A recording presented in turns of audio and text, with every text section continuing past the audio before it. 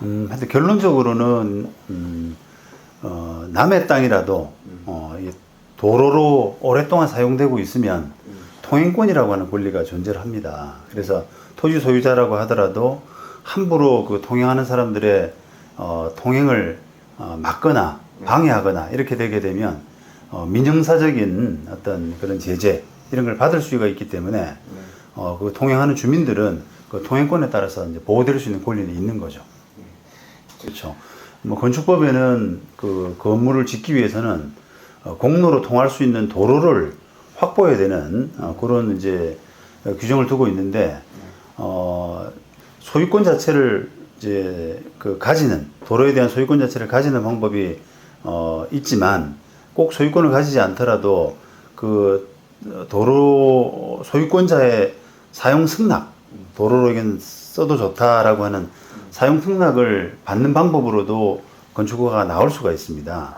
그런데 이제 이게 사용 승낙만 나중에 받았는데 그 도로 소유권자가 나중에 바뀔 경우에는 분쟁에 휘말릴 소지가 있는 거죠.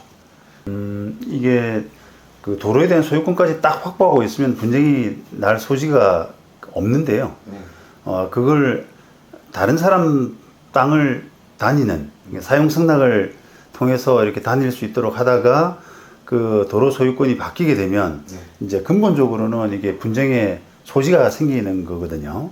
근데 그럼에도 불구하고 우리가 지금 통행권이라고 하는 그 땅이 4인 토지 소유라도 도로로 오래 사용되고 있는 그런 상황이라면 그 길을 다니는 사람들의 통행권을 보장을 해줍니다.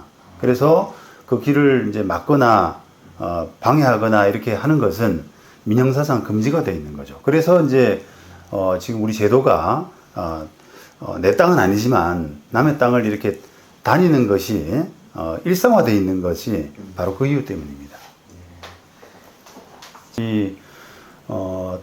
내 땅이라고 하더라도 다른 여러 사람 불특정 다수가 오랫동안 통행을 하고 있었던 그런 땅이라면 그 통행을 그 방해하거나 못하게 하는 그런 행위는 민형사적으로 이제 금지되어 있는 거죠. 그렇습니까? 지금 여러 가지 이제 상황으로 볼 때 그 오랫동안 또 여러 사람들이 그 길을 길로 사용해 왔기 때문에 그걸 길의 소유자가 별도로 있다고 하더라도 그 소유자는 그 통행을 방해해서는 안 되는데 그럼에도 불구하고 이제 통행을 방해하는 이런 현상이 생겼을 때는 민사적으로 해결하는 것이 원칙이긴 합니다. 민사적으로라고 하는 것은 뭐 통행을 막지 마라, 통행을 방해하지 마라 라고 하는 그런 가처분이나 본소송을 이야기하는데 그런 소송을 하면은 승소할 가능성이 매우 높음에도 불구하고 그런 소송 자체가 시간이라든지 비용이라든지 이런 부분에서 많이 걸리기 때문에 그런 소송 절차를 안 하고 민원이나 뭐 형사 고소나 이런 약간 우회적인 방법을 하기 때문이죠. 형법 180 몇 조였나? 85조. 형법 185조에 일반 교통방해죄라는 규정을 둬서 도로로 사용되고 있는 땅을 막게 되는 그런 행위에 대해서는 징역 10년 이하, 그다음에 벌금 1,500만 원 이하의 형사처벌까지 할 수가 있고요. 또 도로교통법 68조는 물건을 도로에다가 함부로 내놓는 그런 행위로 인해서 교통을 방해하는, 통행을 방해하는 그런 행위를 만든 그런 부분에 대해서 징역 1년 그리고 이납 300만 원 이하의 벌금에 처할 수 있도록 하고 있습니다. 그렇습니까? 네. 엄연히 이제 도로로 쓰고 있는 땅을 그 알면서도 취득하는 뭐 경매나 이런 방법으로 취득하는 경우가 굉장히 많이 있습니다.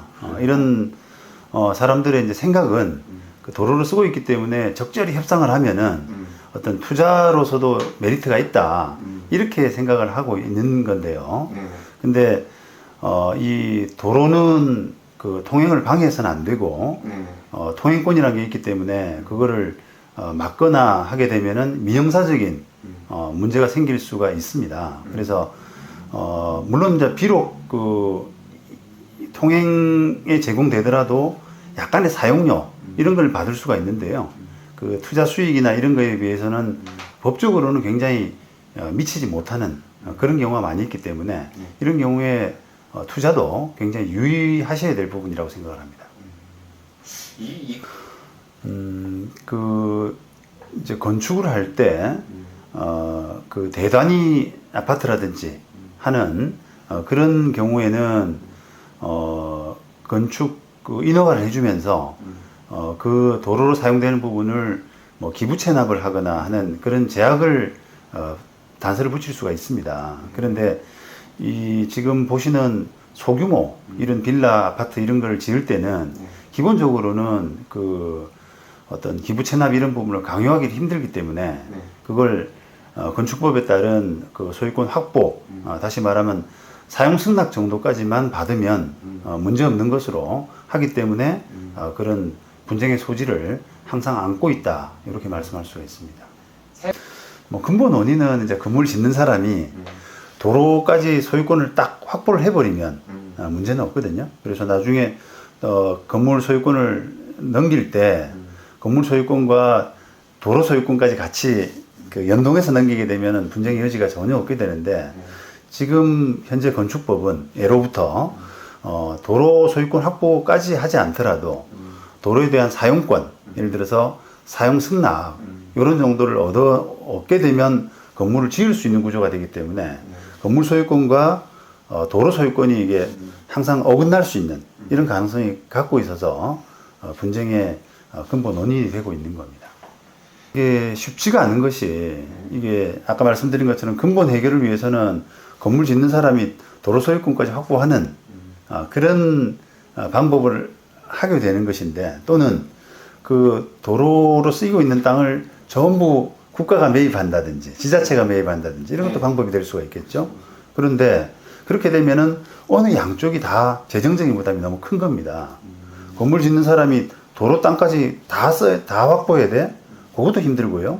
그 다음에 지자체가 사인이 쓰고 있는 땅을 전부 다 도로로 지자체가 매입하는 것도 쉽지가 않습니다.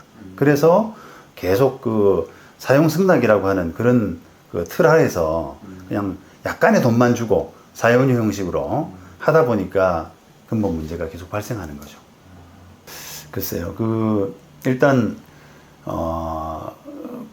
관에서 도로로 지정한 그런, 정상적인 도로, 일반적인 도로가 아니라 이렇게 이면도로라든지, 소수의 사람들이 쓰는 이런, 땅에 대해서까지 지자체가 그런 의무를 부과받으면, 그거는 복지국가의 개념으로서는 굉장히 훌륭한 제도지만 현실적으로는 쉽지가 않습니다. 그래서 사실 이제 그런 도로 확보의 그 책임, 관심 이런 것들은 기본적으로 건물 그 도로를 땅을 도로로 쓰고 있는 사람들이 이제 확보를 해야 되는 건데 제가 실무상으로 보면은 그 주민들 도로를 쓰고 있는 사람들이 그 땅에 대한 어떤 권리 확보의 의식이 굉장히 낮습니다. 다시 말하면 그 땅은 그냥 도로를 쓰는 거야, 공짜로. 그렇게만 생각하기 때문에 아주 조금의 돈을 들이는 노력조차도 게을리하는 경우가 많이 있는 거죠. 그러다 보니까 이게 그걸 수익 모델로 생각하는 사람들한테 헐값에 넘어가는 그래서 분쟁의 원인이 되고 있는 겁니다. 이게 굳이 이제 지금은 아파트 케이스지만 아파트가 아니더라도 단독주택촌이라도 마찬가지입니다. 어쨌든 내가 그 길로 다님에 있어서 다니려고 많은 돈을 쓰는 부분을 굉장히 아까워하거든요.